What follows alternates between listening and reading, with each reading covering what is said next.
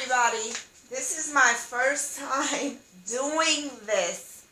I am using my projector because I tried to record my PowerPoint and yeah, that didn't work. Okay, so we're going to try it this way. Alright, so before I begin, here's your moment of inspiration. Hey Black Child by County Cullen. Hey Black Child, do you know who you are, who you really are? Do you know you can be what you want to be if you try to be what you can be? Hey Black Child, do you know where you are going, where you're really going? Do you know you can learn what you want to learn if you try to learn what you can learn? Hey Black Child, do you know you are strong? I mean really strong. Do you know you can do what you want to do if you try to do what you can do? Hey Black Child, be what you can be. Learn what you must learn. Do what you can do. And tomorrow your nation will be what you want it to be. Okay, your second assignment are baseline assessments. Okay, so the title of this presentation is Touching Base, 9th grade baseline assessments. Okay, so what is a baseline assessment? Baseline assessments provide a useful picture. Okay, this is not what I want. I'm seeing something different than what you all are seeing, so let me close this. So we're going to try this from the beginning. Okay. All right. So, touching base, 9th grade baseline assessments. So the next slide. What is a baseline assessment? So a baseline assessment provides a useful picture of what a child knows or can do at a certain point in time, as well as gaps in their learning. This information is used to inform subsequent teaching and learning. So let me paraphrase this. A baseline assessment tells me, the teacher, what you know so far. What have you learned so far? What have you remembered or retained from 8th grade English Language Arts class? So if we were together face to face, you would have come in one day and I would have said, okay, today class, you're going to take a test or a baseline assessment, because I need to know what you already know. What you already know, what you don't know, so I can help you to know it. What I need to teach, what I don't need to teach. So it is certain things, as a professional educator, it is certain things that, according to the Michigan curriculum for English Language Arts, it is certain things that I expect you to already know coming from 8th grade. So in order for me to know if you know these things or not, I have to give you a baseline assessment. What is at the base of your knowledge? What is at the very foundation of your knowledge? What are you coming into my classroom with? That is the purpose of a baseline assessment. I need to know, what is it that you already know? What is it that you don't know? So that way I'm not spending too much time teaching on standards that most of you already know. Or it helps me to know not to move too fast. If I know that the majority of the class needs help with, let's say for instance, textual evidence, then I know that I need to spend some time teaching textual evidence. But I won't know any of this information if I don't give you a baseline assessment. Okay, so a baseline assessment also means that I'm not giving you too much help. Meaning I pass out the assessment to you if we were face to face, and I would read the directions to you. I could also read the text to you, but that's it. I'm not allowed to explain to you what certain things mean. because I need to see if you already know what certain terms mean, what certain words mean. Otherwise, it gives me tainted data, meaning that it gives me information that is skewed, that has been tampered with. And I need as much of the data to be as pure as possible. All right, so before I begin, please have the text in front of you, because some of you are auditorial learners and you need the text read to you.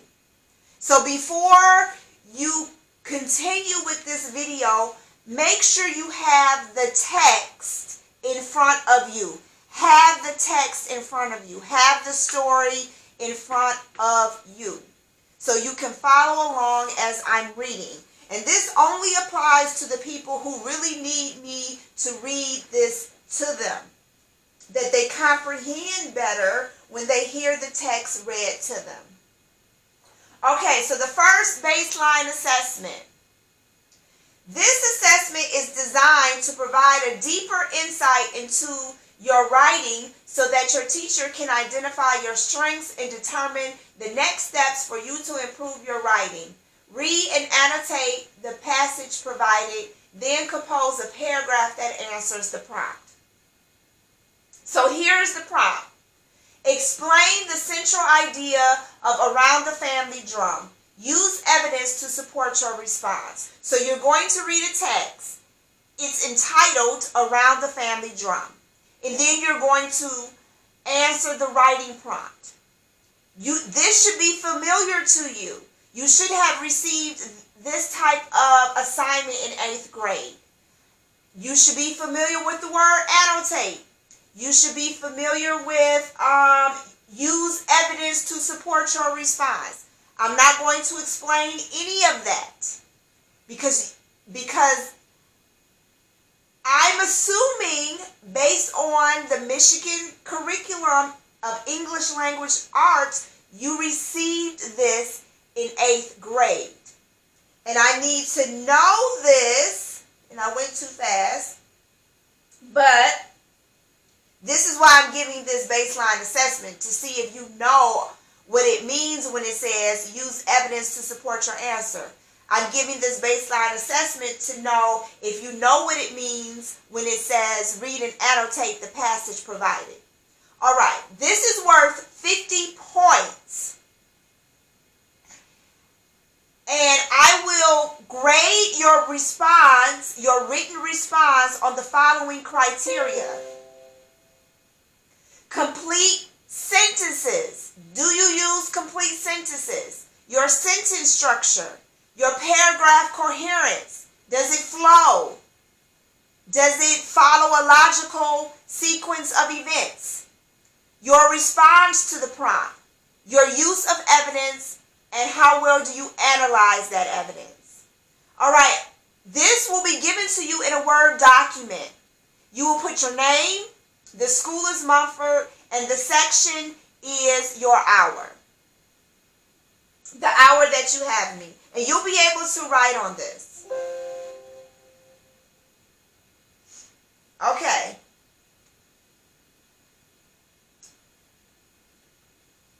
Let's get back to the PowerPoint.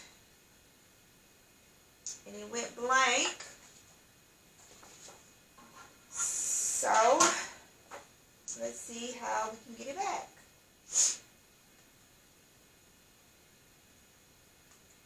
There we go.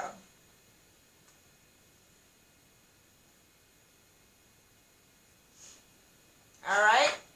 Let's get it back to my screen.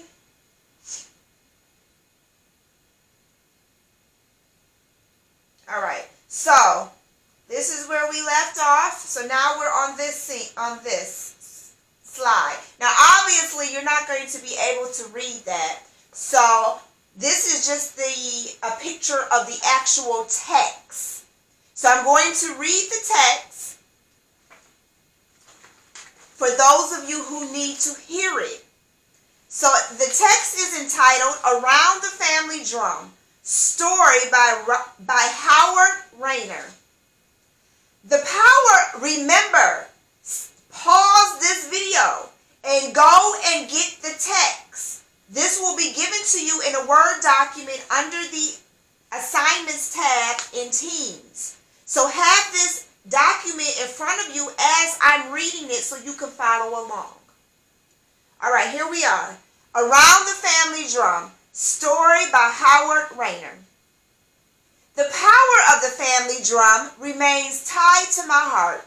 Every winter, as long as I can remember, family and friends gathered at my grandfather's home in the traditional village of Taos Pueblo, New Mexico on January 6th. The 6th was and is a special traditional Pueblo feast day for the Taos Pueblo Indians. I remember with great fondness as a young boy watching and eventually participating in the buffalo dance during the day. In the evening, my grandfather's home became the central gathering place for family, friends, and relatives. After eating a scrumptious traditional Pueblo meal, the women would clear the table and put away the dishes. After everything was cleaned up, one of the uncles would bring out the family drum from where it was usually kept. While a warm fire crackled, those sitting around the family drum would commence singing tales, round dance songs that had been fondly recorded in the minds of those who sang them. My father loved to sing the old Taos, Pueblo, and Apache round dance songs dating back as far as the late 1800s. I would watch him close his eyes and he seemed to travel back in time trying to recall a particular sage's song. With a growing smile, he would start beating the drum and introduce a found song. Back then, I marveled at the volume of the voices of my uncles and father.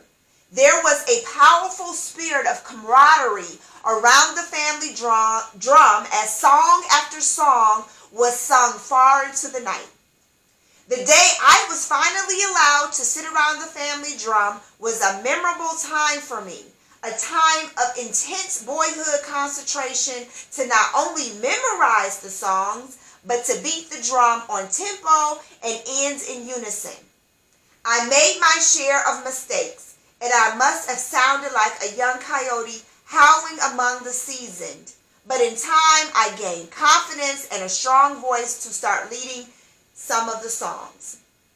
Sitting around the family drum with my father and uncles brought me in a sense of great comfort and inner joy. It was a marvelous experience to be seated about the circle of love, acceptance, and teaching. During our singing, there was a particular war dance song my grandfather thoroughly enjoyed. As soon as he would begin this song, he would get up from his place at the drum and start dancing. This made all of us want to sing harder and louder. He would dance proudly, and with a face beaming with satisfaction, he would come near the drum and dance with great intensity.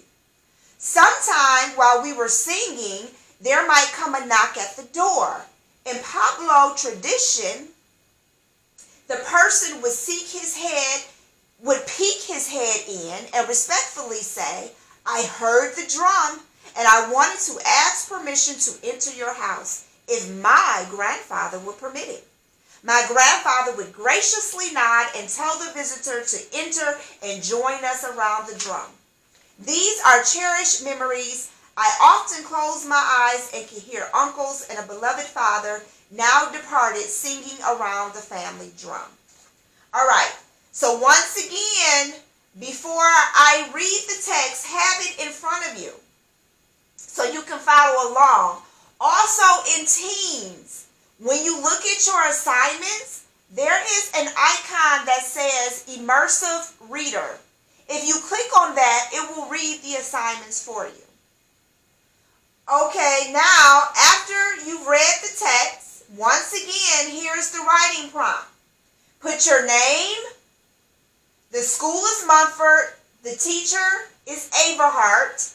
A, V as in Victor, E-R-H-A-R-T, and you're taking this in the fall. Then you're going to construct a paragraph. Compose a paragraph that answers the prompt below. Here's the prompt. Explain the central idea of around the family drum. Use evidence to support your response. Okay, so I've explained the first baseline assessment. It is worth 50 points. Let me go back because we're not ready for baseline assessment 2. So I have explained baseline assessment number 1. It is worth 50 points.